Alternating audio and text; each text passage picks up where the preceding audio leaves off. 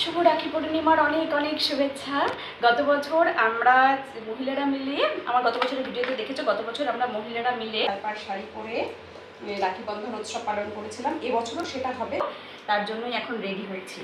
খুব রোদ উঠেছে কয়দিন ধরে, ভীষণই গরম। সকাল সকাল ঘুম থেকে উঠে স্নান করে পুজো দিয়ে তারপর রান্না শেষ করে বাসন মেজে গ্যাস মুছে আবার একটু স্নান করে আসলাম। কি গরম পারা যাচ্ছে না, তাই এখন রেডি হচ্ছি, এখন ওখানে যাব। এত রোদ জন্য না গত বছরের মতো এবছর অত লোক হবে কিনা জানি না, কিন্তু আমি যাব। আমি জানি রোদে গেলে আমার মাথা ব্যথা হবে, আসার পরে অ্যালার্জির প্রবলেমও বাড়বে, কিন্তু তার সত্ত্বেও আমি যাব। কেন জানো? কারণ আমার শরীরের কন্ডিশন যে জায়গায় চলে গেছে সেই জায়গা থেকে আর কোনো দিনও আগের মতো জায়গায় আসবে না, সেটা আমি ভালো করে জানি। কিন্তু মনটাকে না, যতই মন মাঝে মাঝে খারাপ হয়ে যাক না কেন, নিজের চেষ্টায় সেই মনটাকে কিন্তু আবার ভালো করা যায়। আর আমি সেটাই অনুসরণ করে আসছিও অনেক দিন ধরে। নিজেকে ভালো নিজেকেই রাখতে হবে। এই দেখো, সকাল 10টা থেকে মহিলাদের অনেক কাজ থাকে, সেটা রোজ 365 দিন আমাদের অনেক কাজ, সংসারের প্রচুর কাজ থাকে। কিন্তু আমাদের বাড়িতে কেউ যখন বলে কাল সকালে আমার এখানে খুব তাড়াতাড়ি যেতে হবে, তখন তাকে সেই জায়গায় তাড়াতাড়ি পৌঁছানোর দায়িত্বটা কে নেয়? আমরাই তো নিই। আমরাই সকাল থেকে উঠে যাতে তাড়াতাড়ি সেই জায়গায় সে পৌঁছাতে পারে, ছেলেই হোক বড়ই হোক, আমরাই তো করি। তাহলে নিজেদের যখন কোনো আনন্দ উৎসবে যোগদান করার জন্য সকাল 10টা থেকে সেই টাইমটা বাধা ধরা থাকবে, তখন নিজেকে সেই জায়গায় পৌঁছানোর জন্য চেষ্টাটা কেন করবো না? যে সময় থেকে দিনের কাজটা শুরু করি সেই সময়টা থেকে আরও আগের থেকে শুরু করবো, সকাল সকাল ঘুম থেকে উঠে। আর প্রতিদিন সংসারের প্রয়োজনীয় কাজ যেগুলো, সেগুলো তো করতেই হবে, সেই সময় অনুযায়ী নিজেরাই করবো। আর যে সমস্ত কাজ সংসারের নিজে বাড়তিভাবে করি, সে সমস্ত কাটছাট করে দেবো। তবুও যাবো। রোদ উঠেছে জানি, খুব রোদ, কিন্তু ওই যে ওখানে যাবো, একটা আলাদা মুহূর্ত উপভোগ করবো, এটাই থেকে যাবে। একঘেয়েমি জীবন থেকে এটাই থেকে যাবে।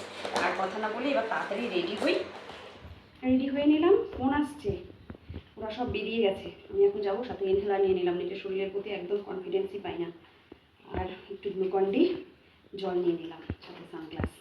তবুও যাবো যদি তাহলে।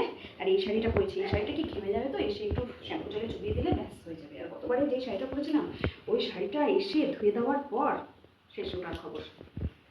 আছি, ক্যামেরাম্যান চলে আসছে। 4, 5, 6, 7, 8, 9, 10, 11। আরো তো আছে, আসবে আরো। ওরা আসবে না, কাজ আছে তো। তারপরে রোদ শুরু হয়ে গেছে আমাদের মহিলাদের রাখি বন্ধন উৎসব।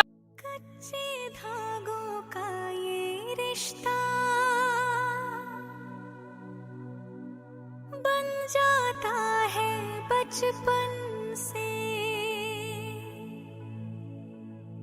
मरते दम तक साथ निभाए, बंध के रक्षा बंधन से। লোক পড়ানো হয়তো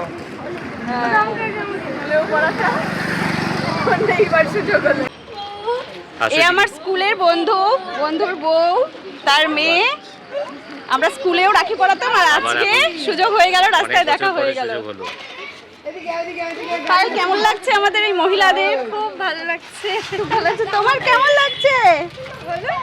ঠিক আছে, একটু হাই করে দেই।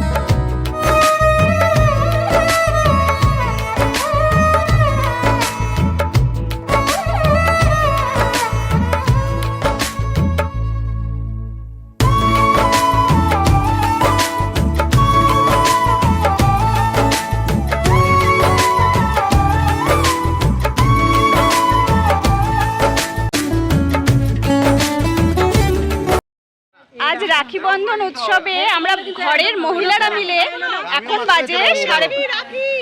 এখন বাজে দুপুর 12:30 বাজে। এই সময় হয়তো আমরা ঘরের নিজ নিজ কাজে ব্যস্ত থাকি, কিন্তু এই আজ যে আমরা সবাই লাল পাড় শাড়ি পরে রাখি বন্ধন উৎসবে মেতে উঠেছি, এই দিনটা যে আমরা আজকে এই মুহূর্তটা বাড়ির নিজস্ব কাজে ব্যস্ত থাকি, কিন্তু আজকে যেইভাবে আমরা কাটালাম এটার জন্য আমাদের কেমন লাগছে সবার? খুব ভালো, অন্যরকম একটা অনুভূতি পেলাম, এটাই থেকে যাবে, তাই না? এই ক্যান্ডিডেট আমাদের সাথে গতবার লাল পাড় শাড়ি পরে বেরিয়েছিল, কিন্তু এবার বের হয়নি, তাই শাস্তি নাইটি পরে একে ভিডিওতে নিলাম। হ্যাঁ, তাই নাইটি পরে একে ভিডিওতে নিয়ে নিলাম, এটাই এর শাস্তি। আমাদের রাখি বন্ধন উৎসব আজকের মতো এখানেই শেষ হলো। সবাই খুব খুব খুব ভালো থাকবে। আজকের ভিডিও আমি এখানেই শেষ করছি। টাটা টাটা দিয়ে দাও সবাই। সবাই খুব আনন্দ করলাম, সামনের বছর আবার এরকম ভাবে আনন্দ করতে থাকবো আমরা। টাটা।